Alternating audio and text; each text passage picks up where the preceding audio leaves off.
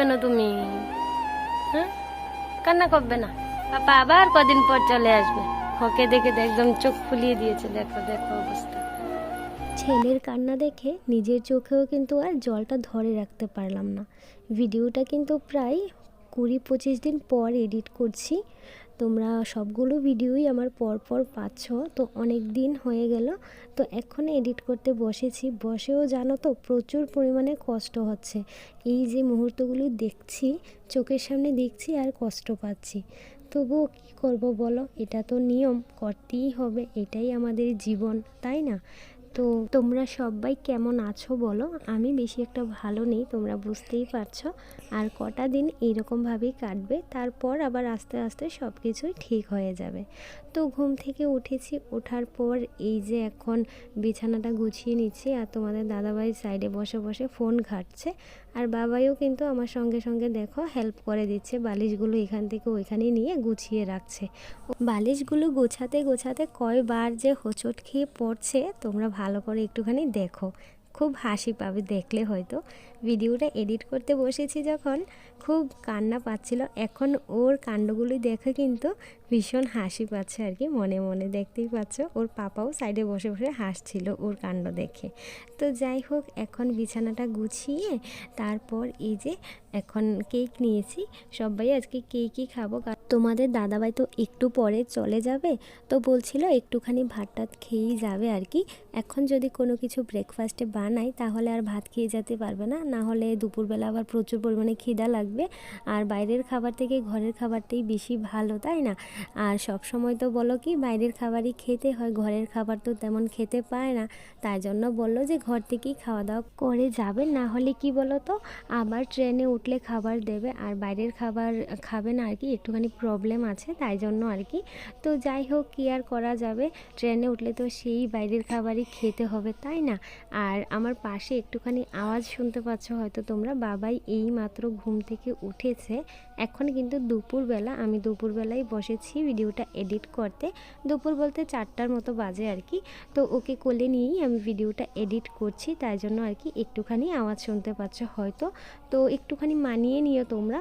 আর এই যে দেখো, আমি এখন হানি নিয়ে বসেছি, এটা ক্যান্টিন থেকে এনেছিলাম কদিন আগে, যখন ক্যান্টিনে গেছিলাম ওইখান থেকে এনেছিলাম। এটা আর ভাঙা হয়নি, তো একটুখানি ভেঙে ও তোমাদের দাদাভাইকে দিচ্ছিলাম আর কি, দেখো একটুখানি খাও। তো ও একদম খায়নি, আর আমার সোনা বাবাও খায়নি, আমি একাই খেয়ে নিলাম একটুখানি। আমারও বেশি একটা ভালো লাগে না, তাও কি বলো তো ঠান্ডার দিন এসে গেছে, তো বাবাইকে একটু একটু করে সকালবেলা দিলে কাজটা একটু কম হবে, শরীরটা একটু গরম হবে, তাই জন্য আর কি নিয়ে এসেছি। তো যাই হোক, যত সময় যাচ্ছে ততই যেন বুকটা আরও ধুকপুক বেশি করছে, খুব খারাপ লাগে জানো তো এই সময়টা। আর এই যে এখন বসে পড়েছি, তোমাদের দাদাভাইয়ের টি শার্টগুলো গুছিয়ে রাখছি, কারণ ও চলে যাবে আর এগুলো দরকার পড়বে না, এগুলো কিন্তু আগেই আমি ধুয়ে টুয়ে রেখে দিয়েছিলাম। তো এখন এই যে গুছিয়ে নিচ্ছি সবগুলো। আর আমারও কিছু কাপড় চোপড় ছিল, ওইগুলোও সঙ্গে গোছাচ্ছি। কি বলো তো, এতদিন তো তোমাদের দাদাভাই বাড়িতে ছিল, আর ছেলেও কিন্তু ওর সঙ্গেই বেশিরভাগ সময়টা থাকতো, কাটাতো। হঠাৎ করে একা হয়ে যাবে তো বাবাই, আমি যতই থাকি না কেন মায়ের আদর আলাদা, আর হচ্ছে কি বলো তো বাবাকে অতদিন পর পর পায়, তো বাবার আদরটা একটুখানি বেশিই বলতে পারো। এটাই আর কি, বাবা তো আর বকা ঝকা কিছু করে না, আর সারাক্ষণ তো আমাকে সঙ্গে থাকতে হয়, একটু বকা ঝকা তো হয়ই, তাই না?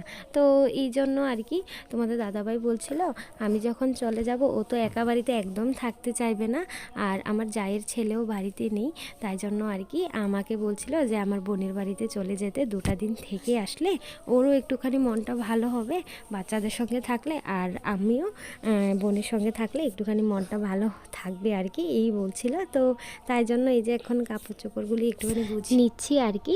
তো যাই হোক, তারপর এই যে একটা কৌটোর মধ্যে করে মা পাঠিয়েছিল, আরও অনেক কিছু পাঠিয়েছে, তোমাদের সঙ্গে শেয়ার করব অবশ্যই। আর এই যে কৌটোর মধ্যে পাঠিয়েছে, এগুলি হচ্ছে বাদাম, তারপর মুড়ির গুঁড়া, তিলের সাতু, অনেক কিছু মিশিয়ে আর কি এই সাতুটা বানাই, ভীষণ টেস্টি হয় খেতে, আমার তো ভীষণ পছন্দের। যেহেতু তোমাদের দাদাভাই চলে যাবে আর একটু পর, তাই জন্য কিন্তু আমাদের বাড়ি থেকে এই সমস্ত কিছু পাঠিয়েছে।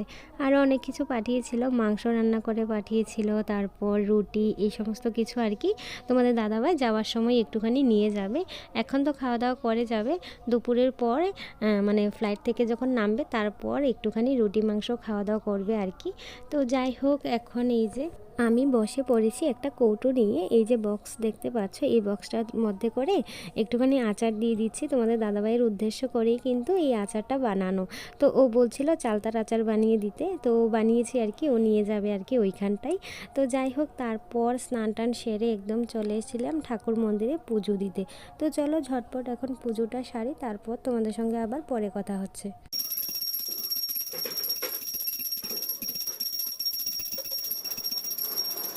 ফাইনালি ব্যাগপত্র একদম রেডি। এই যে দেখতে পাচ্ছ, এইটা আমাদের ব্যাগ। আমরা যেহেতু বোনের বাড়ি যাব, তাই জন্য একটা ব্যাগ আমাদের, আর ওই যে সাইডেরটা ওইটা কিন্তু তোমাদের দাদাভাইয়ের। ওর এই যে একটা ব্যাগই, আর কিন্তু নেই। তো যাই হোক, এই যে সবজিগুলো পাঠিয়েছিল আমাদের বাড়ি থেকে, বুরিন্দা, খাজা, তারপর সিঙ্গারা, নাড়ু, সাতু, তারপর হচ্ছে কি চিকেন, এগুলো পাঠিয়েছিল। তো তোমাদের দাদাভাই এখন এগুলো নিয়ে যাবে আর কি যাওয়ার সময়। আর এই যে কটা দেখতে পাচ্ছ নাড়ু, এগুলো কিন্তু আমার বাবাইয়ের জন্য পাঠিয়েছে আর কি। তো যাই হোক, তারপর এই যে এখন বসে পড়েছি খেতে। আর কি বলতো, অনেক দিন পর আবার এরকমভাবে একসাথে বসে আমরা খাবো, তাই জন্য আর কি একসাথে বসেই খাচ্ছি। আবার অনেক দিন পর কিন্তু এরকমভাবে বসে একসাথে খেতে হবে। ইচ্ছে করলেও আমরা একসাথে খেতে পাই না, কোথাও যেতে পারি না, এটাই হয় আর কি আমাদের সঙ্গে। তো যাই হোক, চলো একটুখানি দেখে নাও আমার সোনা বাবা কতটা ভেঙে পড়েছে ওর পাপা চলে যাবে বলে। কেন তুমি হ্যাঁ কান্না করবে না? তুমি কান্না করলে মাম্মামের একদম ভালো লাগবে না। কান্না করবে না, এদিকে তাকাও, তাকাও, একটু তাকাও, তাকাও। পাপা আবার কদিন পর চলে আসবে, আবার কদিন পর চলে আসবে। হ্যাঁ, তখন আমরা আবার অনেক মজা করব। দেখো কেঁদে কেঁদে একদম চোখ ফুলিয়ে দিয়েছে, দেখো দেখো অবস্থা। জানি না কেমন করে এই বাচ্চা ছেলেটাও পর্যন্ত বুঝে গেছে ওর পাপা এখন চলে গেলে আবারও আসবে অনেক দিন পর। এটা বুঝেই কিন্তু সকাল থেকে তোমাদের দাদাভাইয়ের কাছে একদমই যেতে চাইছে না, কিন্তু কোলে নিলেই কান্না করছে, কোল থেকে নেমে যাচ্ছে। ওকে বলেছিলাম আর কি আমার ছেলেকে যে পাপা ডিউটিতে চলে যাবে, আমি আর তুমি বাড়ি থাকবো, পাপা আবার অনেক দিন পরে আসবে। এই কথাটা বলাতে ও কিন্তু বুঝে গেছে। কোথায় যাচ্ছ? হ্যাঁ বাবাই, কোথায় যাচ্ছ? বেরু বেরু, পাপা চলে যাবে এখন। তুমি তুমি না, পাপা চলে যাবে, আমরা বাড়িতে থাকবো। না না, পাপা চলে যাবে এখন। এই যে পাপাকে দিয়ে দিয়ে আসতে যাচ্ছি না আমরা। হ্যাঁ, পাপা চলে যাবে এখন। যাবে, পাপার সঙ্গে যাবে, পাপা চলে যাবে, আমি আর তুমি থাকবো। মাম্মা আর তুমি থাকবো, পাপা চলে যাবে ডিউটিতে। হ্যাঁ হ্যাঁ, কি পাপা থাকবে বাড়িতে? থাকবে না তো, পাপা চলে যাবে, পাপা চলে যাবে বাড়িতে, থাকবে না। ছেলে বিশ্বাসই করতে পারছে না যে ওকে ছেড়ে ওর পাপা চলে যাবে। আর তোমাদের দাদাভাইয়ের মুখটা দেখে হয়তো বুঝতে পারছো কতটা মন খারাপ। আমাদের যেমন খারাপ লাগছে, ওরও কিন্তু ততটাই খারাপ লাগছে।